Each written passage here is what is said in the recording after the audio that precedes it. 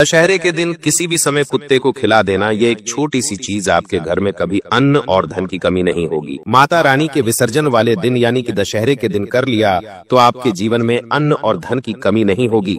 अब जब दशहरे पर्व की बात की जाए तो दशहरा सिर्फ एक त्योहार नहीं है, यह अच्छाई की जीत का दिन है। जिस तरह भगवान राम ने रावण जैसे शक्तिशाली अहंकारी को हराया, उसी तरह इस दिन किए गए छोटे से कर्म हमारे जीवन से बड़े अभाव को हराने की ताकत रखते हैं। दशहरे के दिन कुत्ते को एक छोटी सी चीज खिला देना। अब आप सोचेंगे, अरे कुत्ते को खाना खिलाने से क्या चमत्कार है? तो सुनिए हमारा शास्त्र क्या कहता है। हमारे शास्त्र कहते हैं कि कुत्ता सिर्फ एक जानवर नहीं, बल्कि वह धरती पर यमराज का दूत है। वह दरिद्रता को सूंघ लेता है, वह दुखों को पहचान लेता है, वह अभाव को पहचान लेता है। और जब दशहरे के दिन आप किसी भूखे कुत्ते को यह एक छोटी सी चीज खिला देते हैं तो यह संकेत होता है कि आप अपने घर से गरीबी और कंगाली जैसी नकारात्मक शक्ति को बाहर निकाल रहे हैं।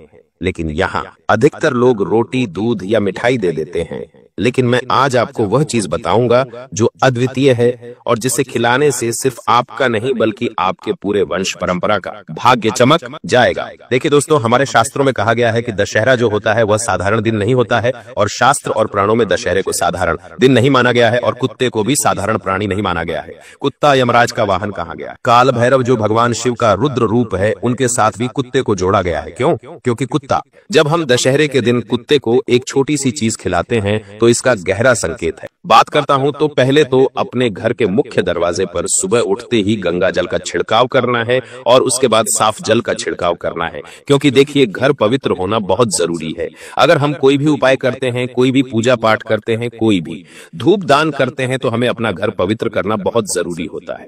उसके बाद दोस्तों अब देखिए, मैं आपको बता देता हूं कि सबसे पहले रसोई में जाकर एक थाली तैयार करनी है। आपने गंगा जल का छिड़काव कर लिया, शुद्ध साफ वस्त्र पहन लिए, उसके बाद रसोई में जाकर एक विशेष थाली तैयार करनी है। उस थाली में आपको 5 चीजें रखनी है। वह 5 चीज ध्यान से सुन लीजिए, आपको अपने घर में आसानी से मिल जाएगी। गेहूं का आटा और गुड़ मिलाकर मीठा पेड़ा बना लें। उसके बाद उबले हुए चावल में हल्का सा घी, हल्की सी हल्दी डालकर पीला भोग बना लें। और उसके बाद दूध में भिगो हुए चने, या फिर चने नहीं है तो आप दूध चना दाल भी डाल सकते हैं, और एक छोटा सा टुकड़ा गुड़ और तेल का भी ले ले। और सबसे अनोखी चीज, घर में बने आटे से बना गोल गोल नन्हा सूरज जैसा पूरी जैसा पकवान आपको बना ले। ये 5 चीजें जो हैं आपको घर में आसानी से मिल जाएंगी, कहीं बाहर जाने की जरूरत नहीं पड़ेगी। अब इन 5 चीजों को एक साफ कपड़े में रखकर किसी भी आह्वारा या भौंके कुत्ते को प्रेम से खिलाइए। आपके घर के आसपास अगर आपको कुत्ता दिखाई दे तो अगर काला कुत्ता दिखाई देगा तो और भी शुभ होगा, लेकिन अगर काला कुत्ता नहीं है तो आप किसी भी कुत्ते को खिला सकते हैं। ध्यान रहे, यह काम करते वक्त आपका मन बिल्कुल साफ होना चाहिए। मन में कोई घृणा नहीं, कोई डर नहीं, बल्कि यह भाव होना चाहिए कि यह सिर्फ कुत्ता नहीं बल्कि भगवान काल भैरव का रूप है जो आपके घर के लिए समृद्धि का द्वार खोलने आया है। क्योंकि देखिए, अगर हम कुत्ते में भगवान को देखेंगे तो ही यह उपाय सरल होगा, वरना आज के समय में लोग तो कुत्ते को लात मारते हैं, कुत्ते के ऊपर पत्थर मारते हैं, लकड़ी मारते हैं, कुत्ते को साधारण प्राणी समझते हैं। लेकिन हमारे शास्त्रों में बताया गया है कि कुत्ता कोई साधारण प्राणी नहीं है। शास्त्र कहते हैं कि जब कुत्ता यह विशेष भोजन खाता है तो वह आपके घर की सारी नकारात्मकता, दरिद्रता और अभाव को खा जाता है, और उसके बदले आपके घर में अन्न धन का सागर बहना शुरू हो जाता है। सोचिए, जिस घर में कभी रोटी के लिए तरसना पड़ता था, वहां अचानक भंडार भरने लगेंगे। जहां पहले कर्ज चुकाने के लिए इंसान सिर पकड़कर बैठा रहता था, वहां धन आने के रास्ते खुद ब खुद खुलने लगेंगे। और जहां घर के बच्चे भूखे सो जाते थे, एक समय का खाना भी नसीब नहीं होता था, वहां मिठाई और दूध का भोग सदा के लिए जुड़ जाएगा। ये उपाय इतना शक्तिशाली है। आज तक इस उपाय को जिन जिन लोगों ने किया है उनके जीवन में कभी किसी चीज की समस्या नहीं आई है।